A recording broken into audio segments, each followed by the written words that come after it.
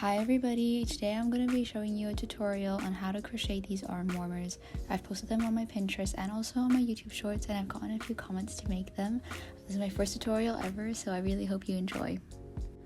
Okay, so to start off, you're going to want to choose your yarn. I just went with this black acrylic yarn from Hobbycraft, and then of course you need your crochet hook. Make sure you check what size the crochet hook is recommended on your packaging from the yarn. For me, I'm using a 4mm crochet hook, and of course you'll need needles and scissors. So a really quick overview of what we're actually going to be making and how we're going to be making it. We're going to be making a really big rectangle, and all you're going to be doing is creating a rib effect on the rectangle, and then we're going to be joining it together with slip knots to make the arm warmer. So stitches wise, we're going to be starting off with 57 chains, and we're just going to be working in double crochets moving up until 13 rows to create the whole arm warmer. Basically, start off the process, you're just going to want to measure out how long you want these arm warmers to be. I've made some that are quite short that goes up to the wrist, but the one I'm making today goes up to about mid-length of my forearm.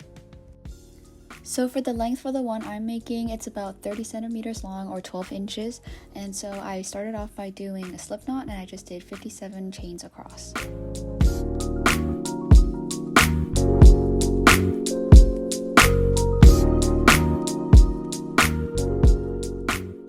Okay, so once you have the chains done, we're going to be working upwards. So for this pattern, it's basically just making a really big rectangle as the base. So with the 57 stitches, because I'm doing them in double crochet, you'll want to skip the first 3 stitches and do your first double crochet there. The first 3 chains will be acting as the first double crochet. So you just basically want to double crochet across the whole line, and I'll meet you back once this line is completed.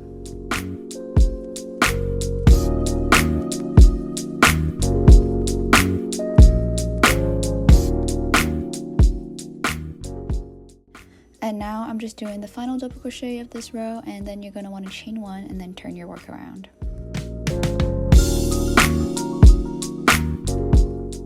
And now moving on to the second row. So for these arm warmers, I make them with this like rib effect, and to get that, basically all you have to do is make sure you double crochet into the back loop from the first row you made. So with the double crochet that you just did for the first row, you can see that it comes out with this like little V pattern at the top, and all you want to do is put your yarn through the back loop of the V and make sure you yarn over and pull through to do your stitches there. So by crocheting in the back loop, this is how we create the rib effect. Personally, I really like the rib effect because it creates a lot of texture in your outfit and your clothing, and it's a great way just to add a bit more dimension to your outfits. And so just like before, you're going to want to double crochet but in the back loop this time, and I'll meet you at the end of this row.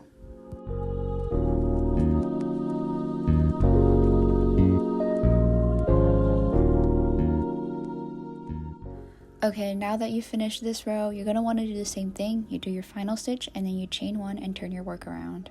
So now that you're on row 3, you're basically going to want to do the exact same thing you did in row 2. You want to double crochet in the back loop and just do that all across all the way down.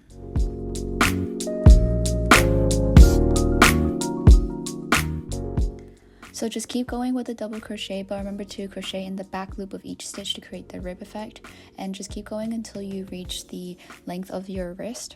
So for mine, I did 13 rows, and that goes into around like 15 centimeters or 6 inches, but just keep going to your desired width of your wrist, and then we'll meet back.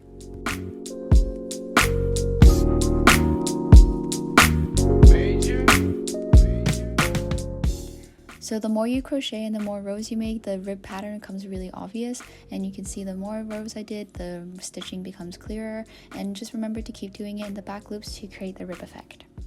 Okay, so now that you've finished all your rows, if you're doing the same as me, that's 13 rows, you're gonna see that you have this big rectangle, and all you want to do is take the top row, join it with the bottom row, and we're gonna do this by doing slip stitches. Okay, so let's start doing the slip stitches. So you can see from my side, all I'm doing is just making sure it's parallel, making sure it's all together aligned, and you just slip knot across.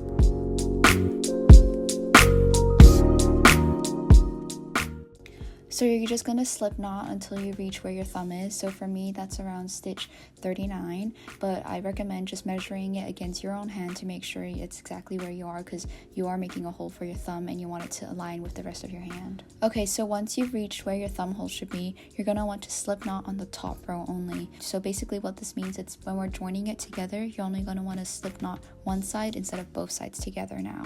And for me, I did around 7 slip knots across the top to make the little hole. And again, I really recommend you just checking it with your own hand to make sure it fits your thumb and make sure everything fits perfectly for your fingers. So once you finish with the slip knots for the thumb hole, all you're going to want to do is the exact same thing you did before, which is just joining the top and bottom rows together with slip knots.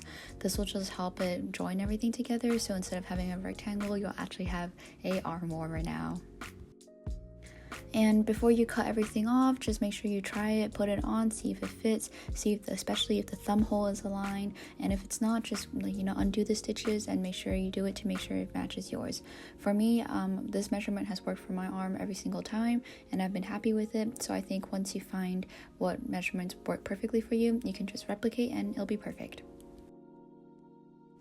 And now to finish everything off, so you just cut off the yarn and just sew everything in, weave it all in, make sure it's tight and so that it won't unravel. So once you finish sewing everything in, just turn your work inside out, and there you have it, your one side of your arm warmers. So to make the other one, just do the exact same thing, and then you'll have 2, and they'll be perfect for the winter. So thank you so much for watching this tutorial. I really hope you found it useful, or at least really easy to follow. These arm warmers are actually one of my favorite gifts to give to my friends during the winter season, so they make great Christmas gifts or even birthday gifts. If you do end up making it, please feel free to tag me. I would love to see it. And of course, if you have any questions, please drop them down below. I'll comment back and I'll reply to every single one of you. Again, thank you so much for watching, and I hope you enjoyed. Please subscribe and follow me on my socials below.